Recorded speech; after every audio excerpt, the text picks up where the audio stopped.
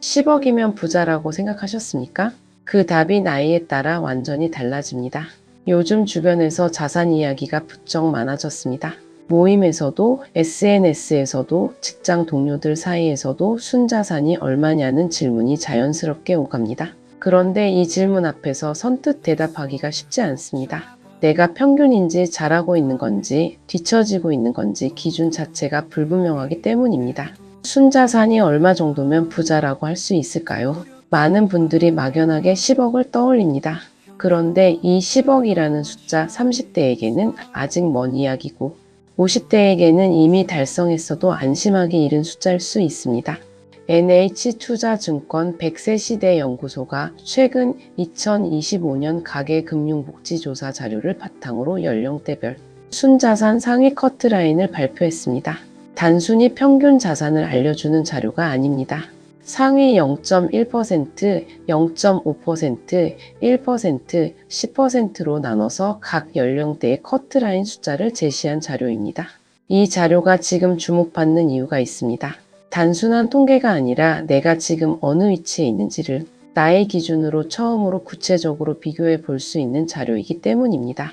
오늘 이 영상에서는 이 숫자들이 단순히 순위를 알려주는 것이 아니라 우리가 노후를 어떻게 준비해야 하는지를 바라보는 새로운 시각을 제공한다는 관점에서 함께 살펴보겠습니다. 지금까지의 핵심을 한 문장으로 정리하면 이렇습니다.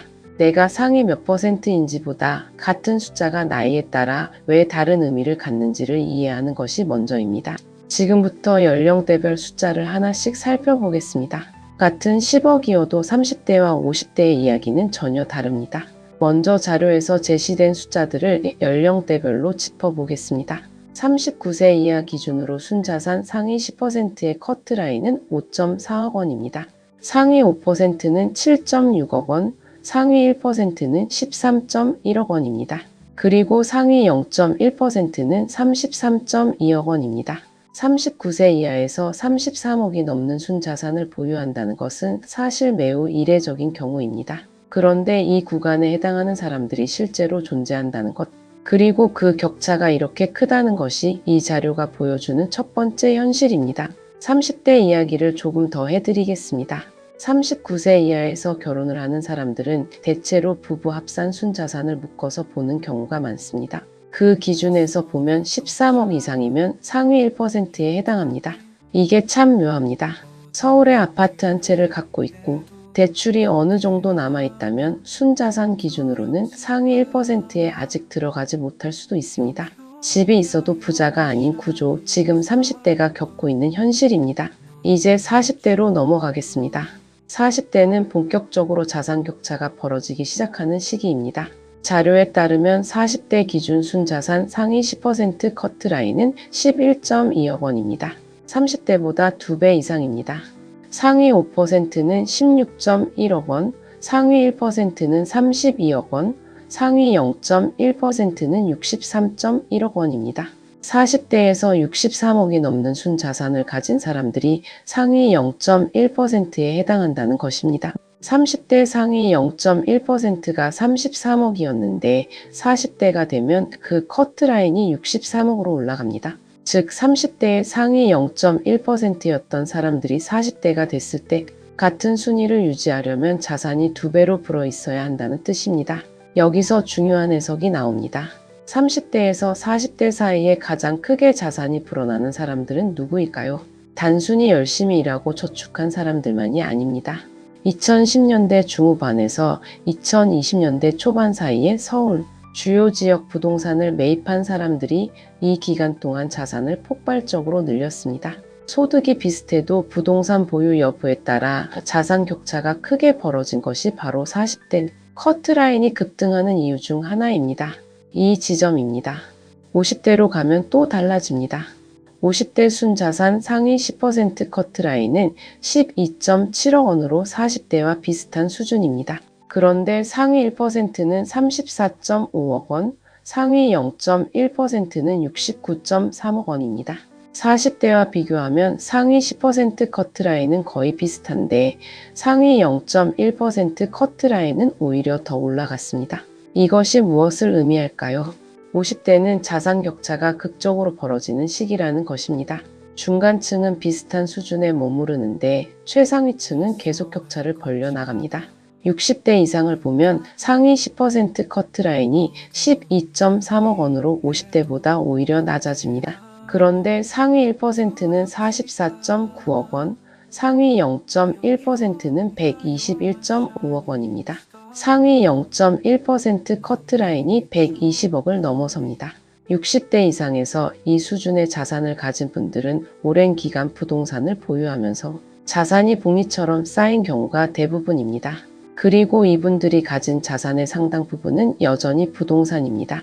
우리나라 가계 자산에서 부동산이 차지하는 비중이 얼마나 큰지를 이 숫자들이 간접적으로 보여주고 있습니다. 그래서입니다. 이 대목에서 잠깐 멈춰서 생각해 볼 부분이 있습니다. 이 자료를 보면서 많은 분들이 두 가지 반응 중 하나를 보입니다. 나는 생각보다 높은 위치에 있구나 하고 안도하거나 아직도 멀었구나 하고 위축되거나. 그런데 오늘 이 영상에서 말씀드리고 싶은 것은 그 반응 너머에 있는 진짜 이야기입니다. 끝까지 함께 보시겠습니다. 지금까지의 핵심을 한 문장으로 정리하면 이렇습니다. 같은 10억이어도 30대냐 50대냐에 따라 위치가 완전히 다르며 자산 격차의 주된 원인은 시간과 부동산이라는 두 가지 변수입니다. 그런데 진짜 중요한 이야기는 지금부터입니다. 모두가 놓친 진짜 포인트는 따로 있습니다. 순위 커트라인을 보면서 많은 분들이 이런 생각을 합니다. 나는 몇 %구나. 그런데 이 생각에서 한 발 더 나아가야 합니다. 문제는 지금 내 순위가 아닙니다. 10년 뒤에 내 순위가 어디에 있을 것인가, 그리고 그 순위가 내 노후 생활 수준을 어떻게 결정하는가입니다. 이 지점입니다. 자산은 가만히 있어도 격차가 벌어집니다. 자산이 큰 사람은 아무것도 하지 않아도 이자, 배당, 임대 수익이 쌓입니다. 자산이 적은 사람은 소득으로 생활비를 충당하는 데 급급합니다. 똑같이 월 300만 원을 받아도 순자산 5억인 사람과 30억인 사람의 미래는 시간이 지날수록 다른 방향으로 벌어집니다. 이것이 자산이 소득보다 더 강력한 이유입니다. 그렇기 때문입니다. 그렇다면 40대 시청자분들에게 이 자료는 무엇을 말하고 있을까요? 40대는 자산 격차가 본격적으로 결정되는 시기입니다. 30대의 차이가 시작되고 40대의 차이가 굳어집니다. 그리고 50대부터는 굳어진 격차가 더 벌어지거나 그대로 유지되는 패턴이 됩니다. 40대에 32억 이상이면 상위 1%입니다. 그런데 이 32억이라는 숫자, 단순히 열심히 저축해서 모을 수 있는 숫자가 아닙니다. 대부분의 경우 여기에는 부동산이 들어 있습니다. 서울 주요 지역 아파트를 10년 이상 보유한 경우, 대출 상환이 어느 정도 이뤄진 경우에 이 수준의 순자산이 형성됩니다. 여기서 핵심 질문이 나옵니다. 부동산을 갖고 있지 않은 40대는 어떻게 해야 할까요? 이 질문이 지금 40대 시청자분들이 가장 많이 갖고 있는 고민입니다. 자료를 발표한 NH투자증권 측의 분석을 보면 흥미로운 대목이 있습니다. 30대 상위 1%에 해당하는 순자산 13억 이상 보유자 중 상당수는 결혼한 가구입니다. 그런데 개별 순자산 기준으로 보면 결혼하지 않은 1인 가구, 30대에서도 수억 원대 순자산을 가진 사람들이 적지 않습니다. 이들이 공통적으로 가진 특징이 있습니다. 이른 시기에 금융자산 투자를 시작했거나 부모로부터 증여를 받은 경우입니다. 이 두 가지 요인이 30대 자산 격차를 만드는 핵심이라는 분석입니다. 50대 이상 시청자분들께도 이 자료는 다른 방식으로 말을 겁니다. 50대 상위 1% 커트라인이 34.5억 원입니다. 60대가 되면 44.9억 원이 됩니다. 10년 사이에 10억이 더 올라갑니다. 지금 50대의 상위 1%인 분들이 60대에도 같은 순위를 유지하려면 10억이 더 불어 있어야 한다는 뜻입니다.